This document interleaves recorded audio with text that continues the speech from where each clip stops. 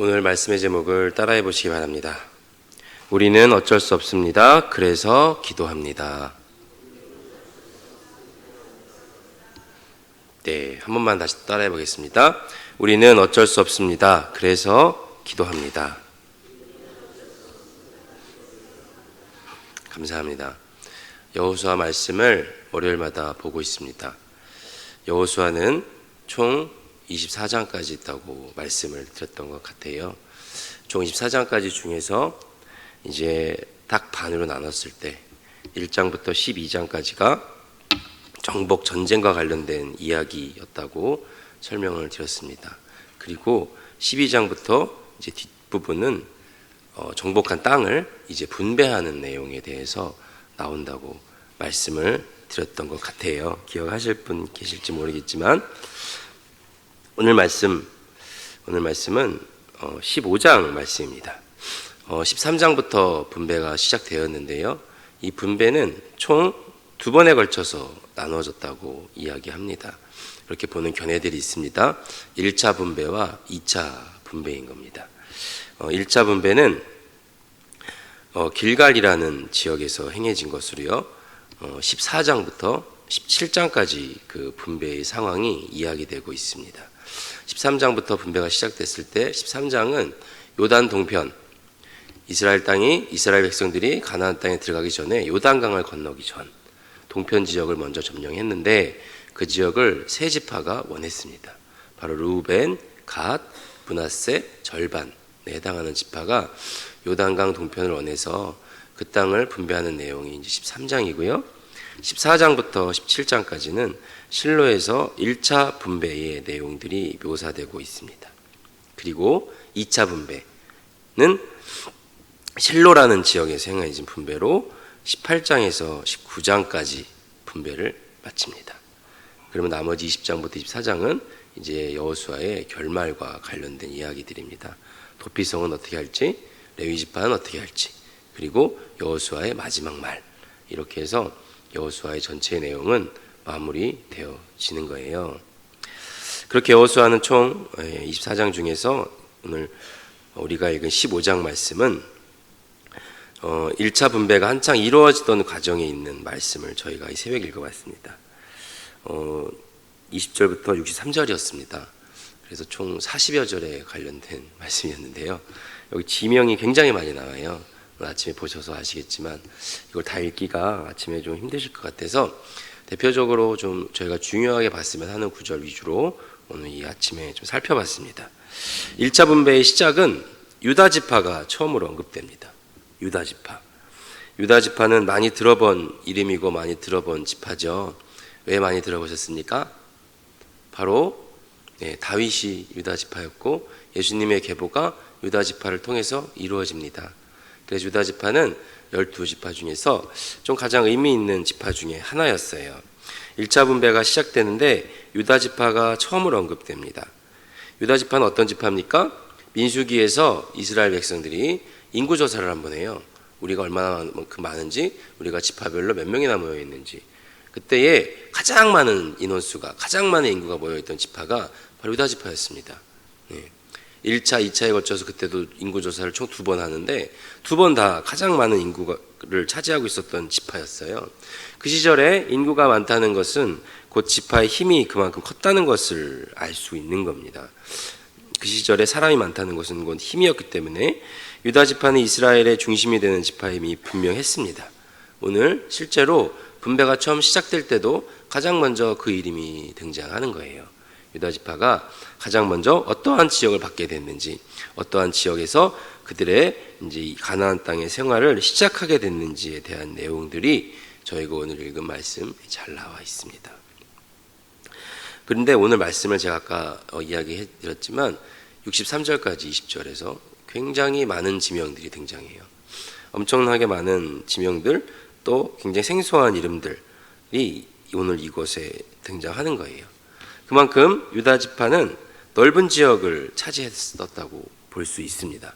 또 많은 지역을 그들이 분배받았다고, 기업을 받았다고 이야기할 수 있는 거죠.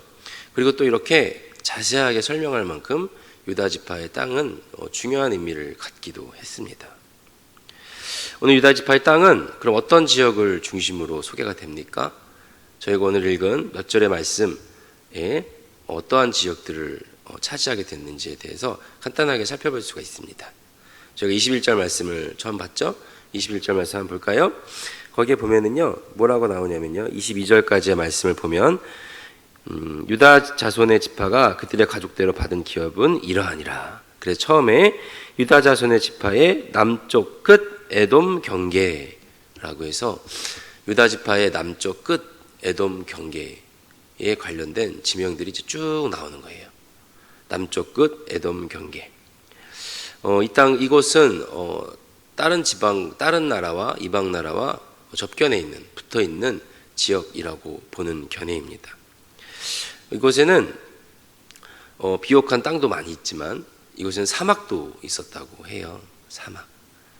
그러면은 너무 쓸모없는 지역이 그들의 기업에 포함되어 있는 것이 아니냐라고 혹시 생각할 수 있을지 모르겠어요. 비옥한 땅도 있지만 사막이라는 곳은 황폐하고 황무지와 같은 곳인데 그런 땅이 과연 의미가 있었을까라고 생각할 수도 있습니다.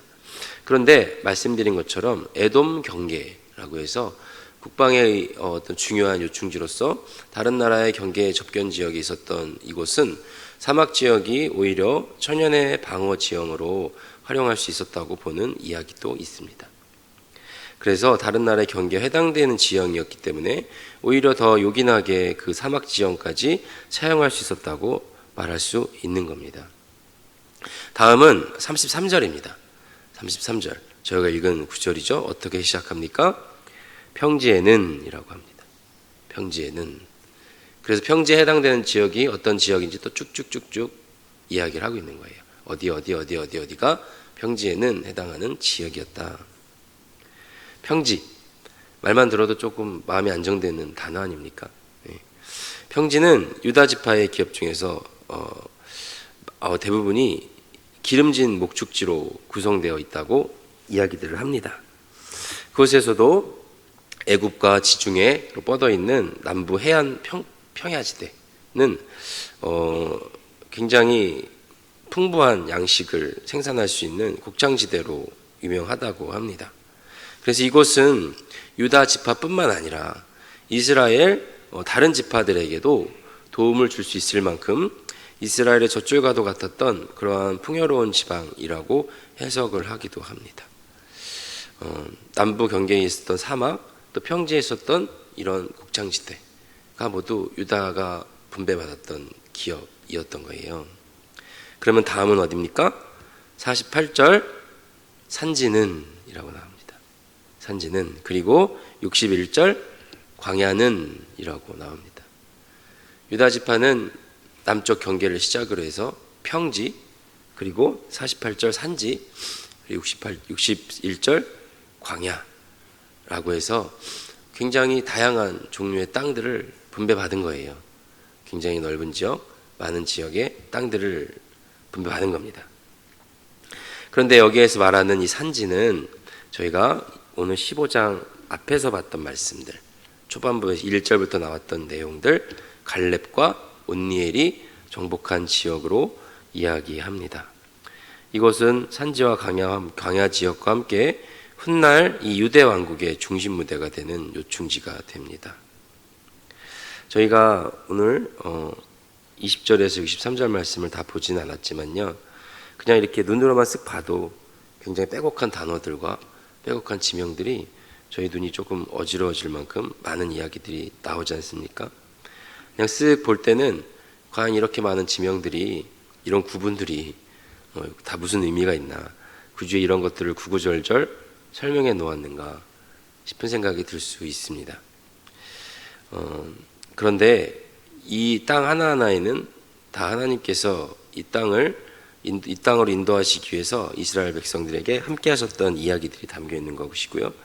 이곳에서는 평야도 있고 광야도 있고 사막 지역도 있고 황무지도 있었지만 그러한 모든 땅 하나하나가 하나님께서 인도하셨던 인도의 역사라고 우리는 믿을 수가 있습니다. 왜 이런 땅을 굳이, 왜 이런 일을 굳이 했는지 잘 모르겠는 부분이라 할지라도 그 속에는 저희가 다 미처 알지 못하는 확실하고 선명한 하나님의 계획이 있는 것이거든요. 사실 오늘 본문에서 유다 지파가 자신들의 땅을 어떻게 분배받았는지에 대한 이야기들을 본문에서 쭉 볼 수 있는데, 저희들의 삶도 사실은 비슷하지 않습니까? 저희들의 삶의 여정을 되돌아봤을 때 짧게는 40년 또 20년 또 길게는 70년 80년 성도님들의 인생을 되돌아봤을 때 우리들이 살아온 지역, 살아온 발자취만 따져본다 할지라도, 물론 한 곳에서 오랫동안 살아본 경험이 있으신 분도 계시겠지만 한두 번쯤 이사를 해본 경험이 있으신 분도 계실 겁니다. 굳이 내가 살아온 지역이 뿐이 아니더라도 내 삶 가운데 있었던 크고 작은 일들, 지금까지 나의 모습이 있기까지 하나님께서 함께 하셨던 크고 작은 많은 일들에 대한 역사가 우리는 다 있습니다. 그죠? 하나님께서 분명히 내가 지금 이 자리에 앉아서 예배 드릴 때까지 나와 함께 하셨던 많은 이야기들이 있어요. 옆 사람이 보기에는, 또 다른 사람이 보기에는 잘 의미 없는 일인 것 같은 순간들도 있을 수 있습니다. 누군가가 보기에는 굳이 거기에서 살았어야 했어? 굳이 그러한 일이 뭐가 중요해? 라고 생각할 만한 사건들이 우리들 삶 가운데에도 크고 작게 나타날 수 있어요. 그렇지만 저희들은 분명히 고백할 수 있습니다. 나의 삶 가운데에서 하나님께서 분명히 함께 하셨고 지금까지 인도하셨고, 하나님께서 크고 작은 발걸음 속에서 나의 삶에서 분명한 하나님의 일하심을 드러내 주셨다는 것에 대한 고백을 저희는 드리지 않을 수 없지 않습니까? 저희가 이 자리에 앉아 있을 수 있다는 것이 하나님께서 분명히 여러 가지 의미로 나의 삶을 이끌어오셨다는 것에 대한 증거입니다. 오늘 이 유다 지파의 크고 많은 여러 지형들을 볼 때도 굳이 이런 지형들을 여기다가 왜 이 많은 이야기들을 왜 해야 되지? 라고 생각할지 모르겠지만 유다 지파는 이 땅을 차지하기 위해서 엄청난 대가를 치러야만 했습니다. 유다 지파뿐이 아니라 분배에 등장하는 많은 지명들, 다른 열한 지파도 마찬가지입니다. 그 지파들도 그 땅을 차지하기 위해서 그들이 뿌려야 했던 피들이 있었고 그들이 흘려야 했던 땀이 있었던 거거든요. 목숨 걸고 지켜내야 되는 일들이 있었다는 겁니다. 이것은 우리의 성경에만 등장하는 이야기뿐이 아니라 우리의 삶의 이야기인 것입니다. 사랑하는 성도 여러분, 저희가 어제 이 긴 건축 1년여, 2년여 끝에 입당 감사 예배를 바로 이 자리에서 드렸습니다. 입당 감사 예배 보세요. 여기 지금 저희가 벌써 익숙해지셨습니까? 이 공간이 이 밝아진 공간을 한번 느껴보시면 좋겠습니다.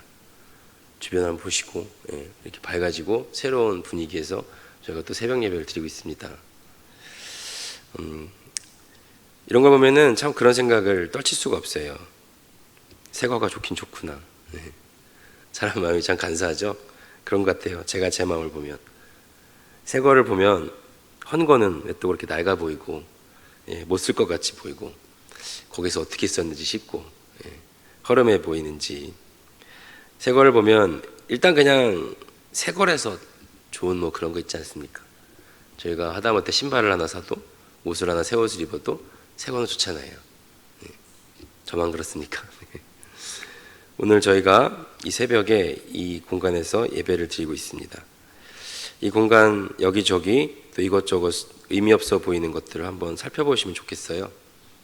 장판 하나, 벽돌 한 장, 마감재 하나하나. 그냥 이렇게 쓱 봤을 때는 의미 없어 보일 수 있습니다. 그냥 지나칠 수 있는 것들일 수 있어요. 그런데 과연 그것들이 정말 의미 없는 장판이고 별 볼 일 없는 벽돌인가요? 과연 그렇습니까? 아닙니다. 그렇지 않습니다. 장판 하나, 벽돌 한 장에도 우리는 이 건축을 이루내시기 했던, 일하셨던 하나님의 분명한 역사를 확인할 수 있는 거예요. 사소한 물건, 공간 하나 속에서도 하나님의 살아계심을 저희는 확실하게 볼 수 있는 겁니다. 여기 공간 곳곳에 하나님의 깃들인, 하나하나의 깃들인 이 교회를 향한 하나님의 열심, 이 공동체를 향한 하나님의 사랑이 담겨 있는 거죠. 오늘 우리가 읽은 본문에 등장하는 지명 하나하나가 얼핏 쓱 보기에는 의미 없는 지명들일 수 있습니다. 생소한 이름일 수 있어요. 유다 지파가 어떤 지역을 어떻게 차지했는지 보는 것은 그냥 한낱 과거의 유물과 역사에 지나지 않는 것입니까? 그렇지 않습니다. 오늘 이 벽돌이 쌓이기까지, 이 공간이 마련되기까지, 저곳에 마감재가 덮이기까지 얼마나 많은 사람이 고민을 했고 얼마나 많은 손길이 오갔을 것이며 얼마나 많은 기도가 그곳에 뿌려졌겠습니까? 오늘 본문에 등장하는 지명 하나하나도 그들이 그냥 거저 얻은 것이 하나 없습니다. 그들은 목숨을 걸고 싸워내야만 했고요. 그곳에 눈물이 흘렀을 수 있고요. 그곳에 가족의 피가 뿌려졌을 수 있습니다. 거기에는 그들의 슬픔이 담겨 있을 수 있고요. 또 그들의 기대가 담겨 있을 수 있습니다. 오늘 여호수아 앞에 나온 내용에 보아 알 수 있지 않습니까? 전쟁을 통해서 어떻게 그 지역을 차지했는지. 오늘 유다 지파의 넓고 많은 성읍과 지명들은 그곳 하나하나에 하나님의 분명한 역사가 담겨 있는 것입니다. 마찬가지로 우리 눈앞에 보이는 이 공간 하나하나에도 하나님의 분명한 일하심이 담겨 있는 것인 줄로 믿습니다. 오늘 본문이 그러한 수많은 지명을 열거하여서 그 모든 것이 하나님의 은혜였다. 그렇게 이스라엘 백성 유다 지파가 하나님께서 배분해 주신, 분배해 주신 그 기업을 잘 차지하고 잘 얻어서 행복하게 살았다. 그렇게 내용이 끝나면 너무 좋겠죠. 그죠? 그런데 오늘 이야기의 결론은 어떻습니까? 오늘 말씀의 결론은 사실 조금 근데 안타깝습니다. 저희 마지막 말씀 한번 다시 읽어볼까요? 15장 63절입니다. 한 목소리로 한번 읽어보겠습니다. 예루살렘 주민 여부수 족속을 유다 자손이 쫓아내지 못하였으므로 여부수 족속이 오늘까지 유다 자손과 함께 예루살렘에 거주하니라 라고 말씀합니다. 유다 지파의 기업 분배에 관련된 내용 끝에 나오는 이야기예요.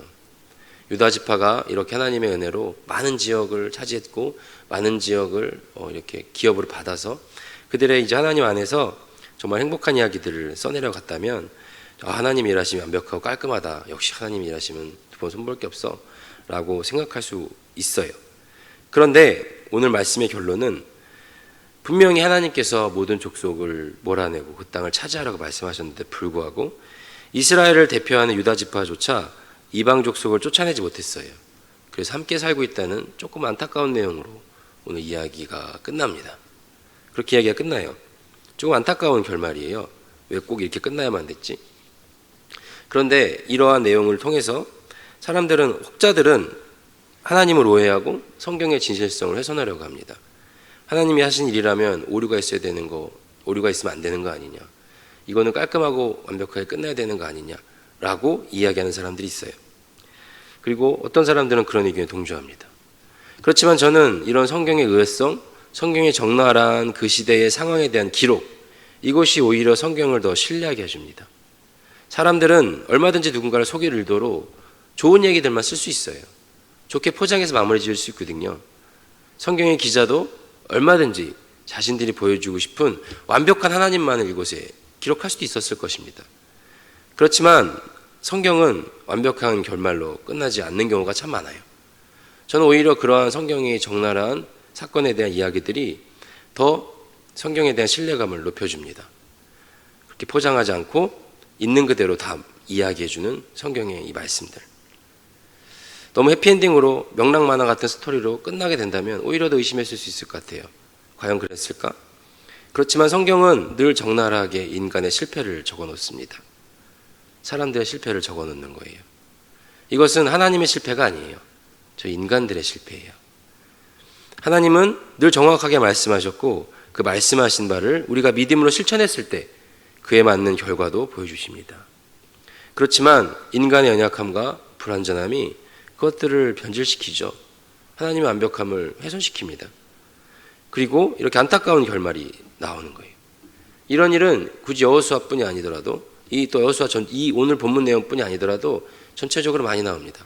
성경 전체에도 이러한 이야기들은 너무너무 많이 나와요.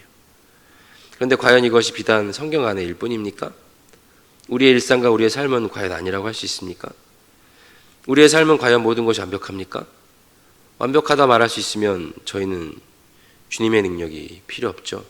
신앙생활의 의미가 없습니다. 예수님의 능력이 과연 우리 삶 가운데 나타날 필요가 있습니까? 그렇지만 그게 그렇게 되지 않기에 우리는 늘 이렇게 기도의 자리, 예배의 자리가 필요한 사람들입니다. 늘 주님 앞에 나와 우리들의 연약함을 고백하고 우리들의 불완전함을 하나님 앞에 맡겨내는 것이죠. 아까 말씀드렸다시피 새성전에 대한 얘기를 드렸습니다. 이제 입당 예배를 막 드렸는데 가끔 조금 안타까운 모습들을 보이는 것 같아요. 이제 입당 예배 드린 지 하루밖에 안 됐는데도 저는 좀 안타까운 모습들을 많이 봅니다. 혹자 어떤 분들은 조금 벌써부터 손가락질을 하시는 분들이 계시는 것 같아요. 제가 만난 분들 몇 분 되고요. 예. 저건 왜 저렇게 높아? 저건 왜 저렇게 색이 튀어? 저건 왜 저렇게 낮아? 왜 저렇게 밝아? 라고 말씀하시는 목소리들을 종종 듣습니다. 좀 안타깝습니다. 어떤 분들은 안타까운 마음에 이곳이 또 더 좋아지길 바라는 마음에 그렇게 말씀하시는 분들도 계세요. 그 마음은 충분히 알겠습니다. 그런데 어떤 분들은 과연 저 말을 하는 의도가 뭔지 의심이 들 때도 종종 있습니다. 정말 좋아지길 바라는 마음에서인가? 아니면 그냥 비판하고 싶은 마음인가? 아니면 난 좀 달라 라는 마음으로 자신을 드러내고 싶어서 하시는 말씀인지 조금 생각하게 하는 분들도 가끔 계신 것 같아요. 가끔. 사랑하는 성도 여러분, 그렇지만 저희들이 하는 일, 오늘 성경에도 여호수아에 등장하는 유다지파 이야기 속에서도 우리 사람들이 했던 일은 완벽하지가 않았습니다. 하나님의 완벽한 계획 속에서 모든 것을 행복하고 안전하게 끝냈다면 좋았을 법했지만 오늘 성경에도 그들은 완벽하게 하나님의 일들을 감당해내지 못했어요. 저희들 또한 이스라엘 백성과 성정이 똑같은 죄인된 인간이기에 결국 하나님의 일하심에 저희는 때로 저희들 삶을 돌아봐도 완벽하지 못한 결말들을 만들어내곤 합니다. 주님 말씀대로 살겠다고 하나님의 일하심을 내 삶 가운데 드러내겠다고 새벽마다 결단하지만 주일마다 다짐하지만 저희들의 삶에는 크고 작은 오점들이 남잖아요. 완벽하지 않은 저희들의 삶을 누구보다 내 자신이 더 잘 알지 않습니까? 그렇게 우리는 오늘도 기도해야 합니다. 그렇게 우리는 오늘도 주님의 능력과 하나님의 안전하심을 기대하고 사모해야 합니다. 하나님께서는 이스라엘 백성들이 남긴 오점까지도 하나님의 크고 거대한 역사를 만들어 가시는데 끌어안고 가십니다. 유다 지파가 오점을 남겼지만 버리지 않습니다. 결국 유다 지파를 끌고 하나님께서 어떠한 일을 만들어 가십니까? 유다 지파를 통해서 메시아를 이 땅에 보내시지 않습니까? 우리들의 일은, 인간의 일은 이렇게 때로는 크고 작은 결점들을 남기지만 하나님의 안전하심은 그러한 것을 모두 끌어안고 그분의 역사를 이루어 가시는 겁니다. 그것은 오늘 성경에 등장한 이야기뿐이 아니라 저희들의 삶에도 마찬가지일 것이고요. 저희들 새성전 새 시대를 맞은 안락교회도 마찬가지일 줄로 믿습니다. 그건 전적인 하나님의 은혜인 것이고요. 하나님의 일하심입니다. 사랑하는 성도 여러분, 저희가 오늘 새벽에 기도할 때도 우리 가운데 새 일을 행하실 하나님을 사모하며 우리 안에 변하지 않는 죄성을 안타까워하며 주님의 온전하심을 기대하고 사모하는 마음으로 나아가시는 아침이 되시기를 주님의 이름으로 간절히 소망합니다. 오늘 말씀을 놓고 느낀 점을 적어보시고 해보고 싶은 것 한 가지와 하지 말아야 할 것 한 가지를 적어보십시오. 그런 뒤 이 말씀대로 사는 하루가 되게 해달라고 기도하는 시간을 갖도록 하겠습니다.